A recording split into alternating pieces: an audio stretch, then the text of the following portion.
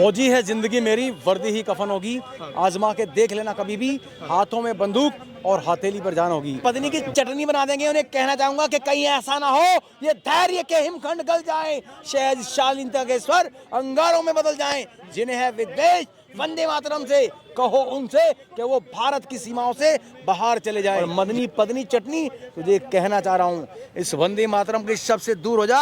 वंदे मातरम देश के हर युवा के दिल में बसता है, हर छाती में बसता है, हर आवाज में, हर खून में, हर नस में बसता है। अगर ये वंदे मातरम की चिंगारी भड़क उठी तो तेरे तमाम जितने भी वंशज हैं, तेरा परिवार, तेरा खानदान, सबका सर्वनाश हो जाएगा। ये चिंगारी जली थी सन 31 में, जब भगत सिंह को फांसी के फंदे पे चढ़ना पड़ा। जो देश के गद्दार हैं, जो देश के आतंकवादी, उनसे कैसे निपटिएगा? उनसे कहना चाह रहा हूँ कि जिंदगी को मौत की सौगात बना रहा हूँ। इन देशद्रोहियों की मौत का सामान जुटा रहा हूँ। जिंदगी को मौत की सौगात बना रहा हूँ। इन वंदे मातरम विरोधियों की मौत का सामान जुटा रहा हूँ। और इन देशद्रोहियों से, इन गद्दारों से, इन वंदे मातरम विरोधियों से, इन गो हत्यारों से डर कर जीना महादुष्कर्म है। इन पापियों का, इन अधर्मियों का, इन गद्दारों का, इन वंदे मातरम विरोधियों का, इन गो हत्यारों का वध करना हम हिंदुस्तानियों का परम धर्म है। अगर ये दिल से निकल के दिमाग में आ गई तो तेरे जैसे तमाम जितने मदनी पत्नी है उनकी चटनी बना दी जाएगी। संभाल ले अपने आप को, देशद्रोही गद्दार मदनी पत्नी तेरी चटनी बना देंगे। इसलिए सुधर जा,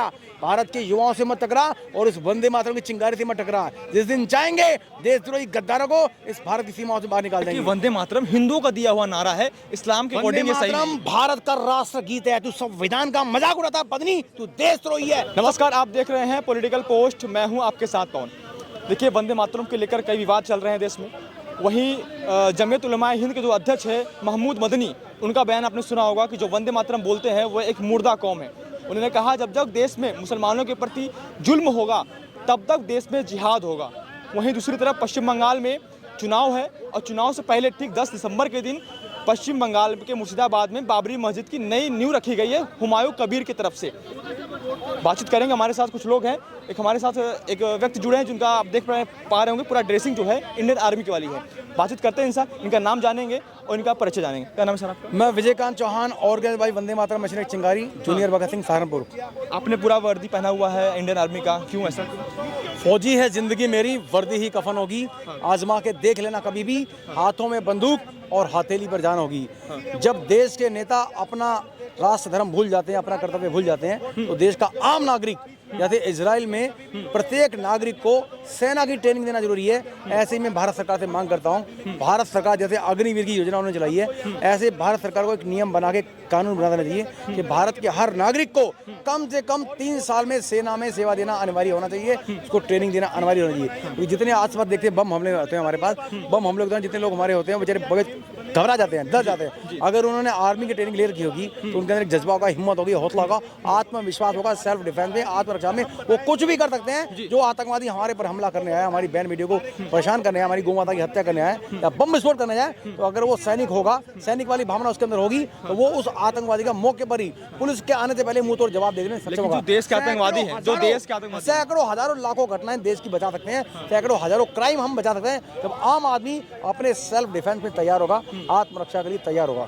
लेकिन जो देश के गद्दार हैं, जो देश के आतंकवादी, उनसे कैसे निपटिएगा? उनसे कहना चाह रहा हूँ कि जिंदगी को मौत की सौगात बना रहा हूँ। इन देशद्रोहियों की मौत का सामान जुटा रहा हूँ। जिंदगी को मौत की सौगात बना रहा हूँ। इन वंदे मातरम विरोधियों की मौत का सामान जुटा रहा हूँ। और इन देशद्रोहियों से, इन गद्दारों से, इन वंदे मातरम विरोधियों से, इन गो हत्यारों से डर कर जीना महादुष्कर्म है। इन पापियों का, इन अधर्मियों का, इन गद्दारों का, इन वंदे मातरम विरोधियों का, इन गो हत्यारों का वध करना हम हिंदुस्तानियों का परम धर्म है, परम धर्म है। आप वंदे मातरम से इतना प्रेम करते हैं, लेकिन मदनी जो मौलवी हैं वो लगातार कह रहे हैं कि जो वंदे मातरम बोलते हैं वो एक मुर्दा कौम है। पत्नी की चटनी बना देंगे। उन्हें कहना चाहूंगा कि कहीं ऐसा ना हो ये धैर्य के हिमखंड गल जाए, शहद शालीनता के स्वर अंगारों में बदल जाएं। जिन्हें है विद्वेष वंदे मातरम से, कहो उनसे कि वो भारत की सीमाओं से बाहर चले जाएं। ये वंदे मातरम का शब्द लहू में तूफान ला देगा।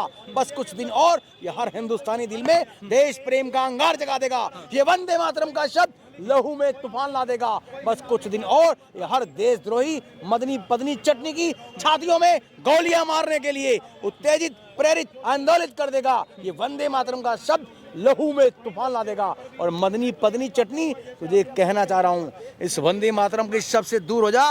वंदे मातरम देश के हर युवा के दिल में बसता है, हर छाती में बसता है, हर आवाज में, हर खून में, हर नस में बसता है। अगर ये वंदे मातरम की चिंगारी भड़क उठी तो तेरे तमाम जितने भी वंशज हैं, तेरा परिवार, तेरा खानदान, सबका सर्वनाश हो जाएगा। ये चिंगारी जली थी सन 31 में, जब भगत सिंह को फांसी के फंदे पे चढ़ना पड़ा था।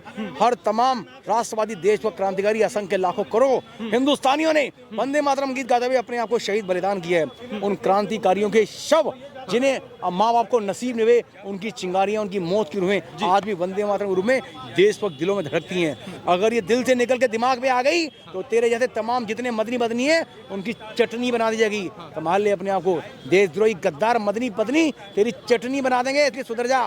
भारत के युवाओं से मत टकरा और इस वंदे मातरम की चिंगारी से मत टकरा। जिस दिन चाहेंगे देशद्रोही गद्दारों को इस भारत की सीमाओं से बाहर निकाल देंगे। वो कह रहे हैं कि वंदे मातरम हिंदुओं का दिया हुआ नारा है, इस्लाम के वंदे अकॉर्डिंग ये सही मातरम नहीं। भारत का राष्ट्र गीत है। तू संविधान का मजाक उड़ाता है पत्नी, तू देशद्रोही है, संविधान विरोधी है। किस जगह पे लिखा है कि तू वंदे मातरम नहीं गा सकता? क्या अब्दुल हमीद ने वंदे मातरम नहीं गाया? क्या अशफाक उल्लाह ने वंदे मातरम नहीं गाया? क्या देश के जो राष्ट्रपति थे उन्होंने क्या कहते हैं वंदे मातरम का? भारतीय सेना में सैकड़ों हजारों लाखों सैनिक मुस्लिम हैं। भारतीय पुलिस ऑफिस में, पुलिस डिपार्टमेंट सैकड़ों हजारों लाखों मुस्लिम हैं। आइए, क्या वो वंदे मातरम नहीं गाते? क्या वो मुस्लिम नहीं है? तू अकेला मुस्लिमों का दावेदार है। और मैं चैलेंज करता हूँ, दावा करता हूँ, तुम्हें वंदे मातरम का विरोध नहीं करना है। तुम्हें तो केवल इतना करना है कि मुसलमान कहीं वंदे मातरम के चक्कर में इस्लाम को भूल ना जाए, धर्म परिवर्तन ना कर ले। उन्हें डर लगता है कि वंदे मातरम की जो चिंगारी है, वंदे मातरम का जो प्रेम है, देशभक्ति है, वो हर अगर मुसलमान में जागी तो इन्हीं मदनी पदनी की ये सारे मुसलमान ही चटनी बना देंगे। मुसलमान भड़क ना जाए, इसलिए उन्हें डर लगता है।